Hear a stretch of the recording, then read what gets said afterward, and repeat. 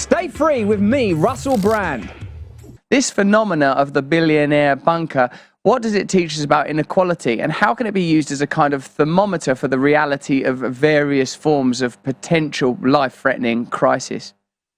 Well, I mean, I think the odd thing is it teaches us that I think of the ultimate futility of trying to live a life where you want to like build a car that can escape from its own exhaust.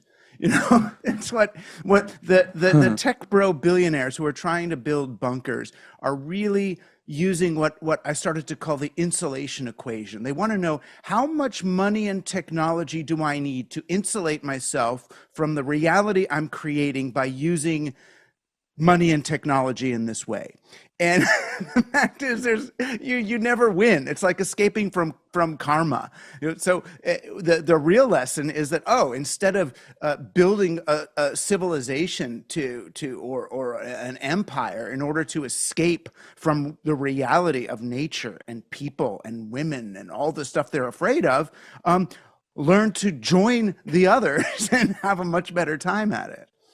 Billionaires added 5 trillion to their collective fortunes during the pandemic. So the reality is that there is now a separate reality, a billionaire class. Already, while their bunkers may not be subterranean, the bunker mentality already exists. I wonder...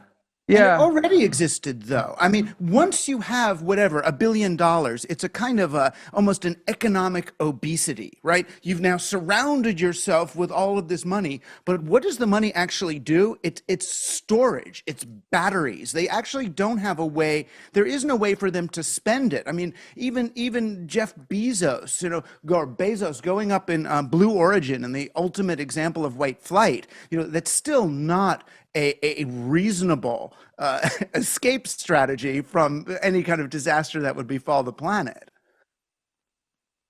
Or certainly I myself, I've always been driven by a kind of scarcity model and a kind of fear mentality that what I had to do is, right, if I can just do these things, I'll be all right. And I suppose the difference is where someone that's operating at my level is that of course, it's contributing to a collective impact in a number of ways, environmentally, ideologically, politically, etc. But actually, if you're Jeff Bezos or the people that are in the territory that they can actually afford these bunkers, is almost making a verifiable, measurable impact. As you say, they're like as a Ouroboros component. They're devouring their own tail as they enter the bunker. Yeah, that really is interesting. It's like they're playing a mind game, but they have enough money for the mind game to actually seem like it's working, right? They could, in some ways, the evidence of climate change or economic unrest or electromagnetic pulse or a nuclear war, those kinds of disasters help them justify their privatization of the world. It helps them justify buying a palace or getting a mansion or a private island. They want those things anyway. They want to escape to the ether, upload their consciousness to a chip.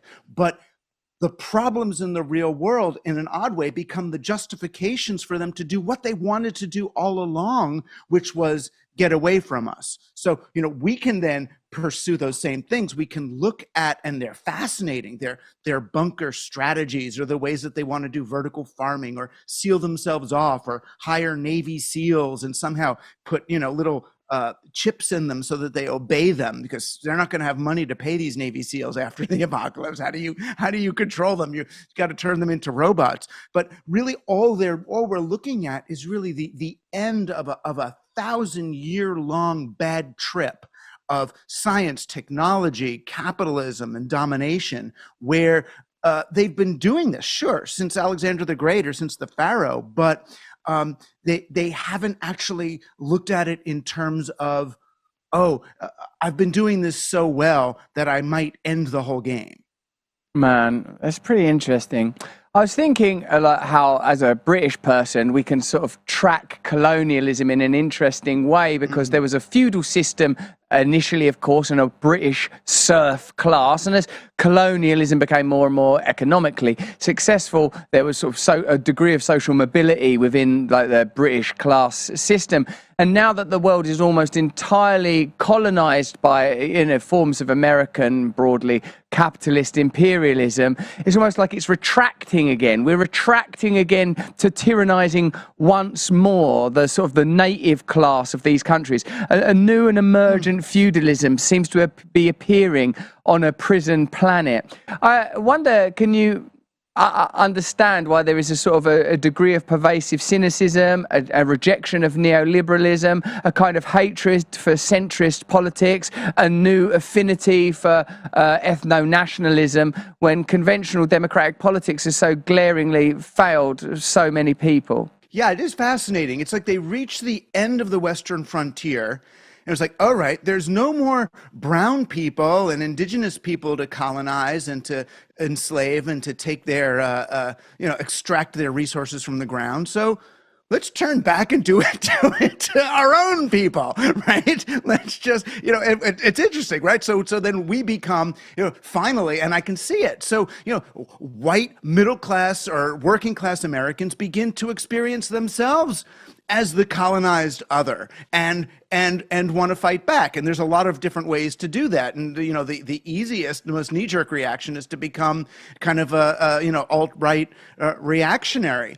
And the interesting thing is, for the tech bros that we're talking about, the way they look at it now is that if the real world that you and I and everybody lives in is the colonized space, how do they elevate themselves above that? And that's where they go in a digital age. They kind of go meta on the world in which we live. They take Stuart Brand, the tech, counterculture visionary, at his word. He said, we are as gods and may as well get good at it. So they want to rise above like gods, or go. Peter Thiel in business says, go from 0 to 1, exist one order of magnitude above everybody else. Mark Zuckerberg, when Facebook, the social network, begins to fail, he goes literally meta, right? That's his new company. So you go once removed and move up to that kind of digital symbol system. You rise above the chrysalis of matter as kind of pure digital consciousness and become a self-sovereign individual, which is really, even that construction, self-sovereign. You are both subject and monarch, right? So you even objectify yourself, and that's where these escape fantasies come from too. It's how do I become live in a little bubble away from everybody else. So when I've spoken with the tech billionaires who came to me for advice on their bunkers or their islands, and it's really more like a little kid imagining, what if I could get away and have a secret clubhouse where only I live, and it's going to have an island, and it's going to have armies, and it's going to have robot girls, and only my friends can come. It's like, okay, that's not going to work. And if you really want, just do it. You don't need an apocalypse to just go. Leave us alone then. Don't have to destroy the world to have fun. Just go to your island. It's astonishing how often technology emulates what mystical traditions often posit is possible through spiritual means, a kind of transcendence of form, an ability to access a sense of non-separateness through transcendence of the ego. It's odd how we're sort of trying to sort of materialize the ideological. Yeah, it's a very it's interesting. Yeah, and it's interesting because the original counterculture that was playing with digital technology, what did we imagine? We imagined the internet as rave, right? It's going to collect us all up into this beautiful, global brain fractal thing where we're all individuals and connected. And I can remember when Terence McKenna used to talk about virtual reality. He said, "Here's a space where I will literally be able to see what you mean." It was so beautiful. And then, when that flips in the mind of the techno-capitalist dominator, colonizer, usurper, scientist, atheist, fool, what does that become? It becomes a fantasy of isolation and separateness. Oh, I can float alone in my little digital bubble, away from all those scary people. Watch entire episodes on demand for free at rumble.com/Russell Brand.